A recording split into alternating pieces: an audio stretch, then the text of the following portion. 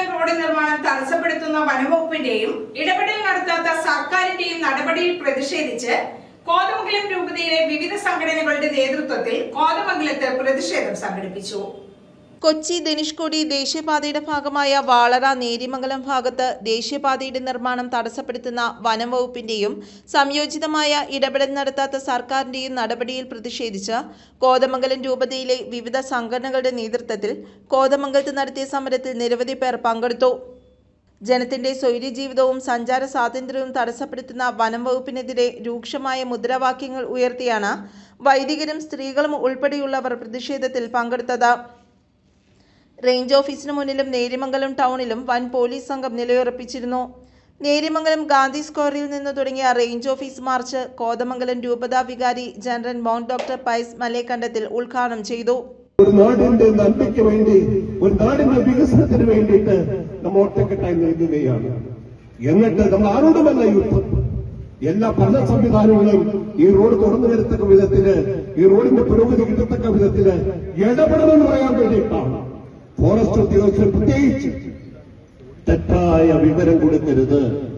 തെറ്റായ വിവരം കൊടുത്തുകൊണ്ട് ഈ നാടിനുള്ളവർ ശിക്ഷിക്കരുത്. ഈ നാട്ടിൽ സഞ്ചാരം ആഗ്രഹിക്കുന്നവർക്ക് തീരുവകൾ കൊടുക്കരുത്. ആ റോഡെല്ലാം അടങ്ങി നടക്കുകയാണ്. ഇനി എന്നാണ് എന്റെ പണി നടക്കുക? ഇത്രയും പണി നടന്നിട്ടത് ഇനി ആവില്ലാത്ത മട്ടിൽ അത് നിന്നുപോയിരിക്കുകയാണ്. അതൊക്കെ ദയനീയമല്ലേ? അതിന് ഫോറസ്റ്റ് ഉദ്യോഗസ്ഥർ കണ്ണു തുറക്കണം, അനുകൂലമായി പ്രവർത്തിക്കണം. നിങ്ങൾക്ക് നന്മയാക്കിയിട്ടുള്ള അവസരമാണ് സഹോദരങ്ങളെ.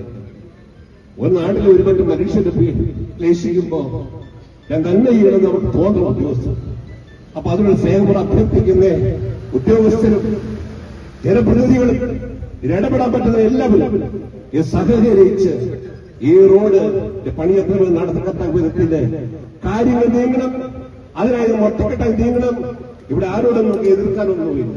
ഇത് കോടതി വിധിയാണ്. പക്ഷെ കോടതി വിധി ഇങ്ങനെ വരാൻ കാരണം തെറ്റായ വിധത്തിൽ കാര്യങ്ങൾ ബോധിപ്പിച്ചതുകൊണ്ടാണ്. തെറ്റായി ബോധിപ്പിക്കാൻ നിർത്തണം.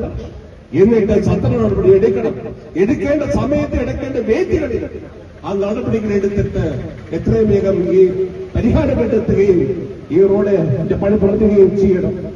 രൂപതാ വികാരി general mount doctor Vincent Nedungatt, Neriamangalam പള്ളി വികാരി ഫാദർ മാത്യു തോട്ടത്തിമാലിൽ, രൂപതാ ചാൻസലർ ഫാദർ ജോസ് കുളത്തൂർ, കത്തോലിക്ക കോൺഗ്രസ് രൂപതാ ഡയറക്ടർ ഫാദർ മാനുവൽ പിച്ചിലക്കാട്ട്, ഷൈജു ഇഞ്ചക്കൽ തുടങ്ങിയവരും സംബന്ധിച്ചു. തുടർന്ന് നടത്തിയ സമ്മേളനത്തിൽ കത്തോലിക്ക കോൺഗ്രസ് രൂപതാ പ്രസിഡന്റ് സണ്ണി കടുത്താഴെ സമാപന സന്ദേശം നൽകി. രൂപതാ പ്രൊക്യുറേറ്റർ ഫാദർ ജോസ് പുൽപ്പറമ്പിൽ, മാതൃവേദി രൂപതാ ഡയറക്ടർ ഫാദർ ആന്റണി പുത്തൻകുളം തുടങ്ങി നിരവധി പേർ പങ്കെടുത്തു. News bureau, Kothamangalam.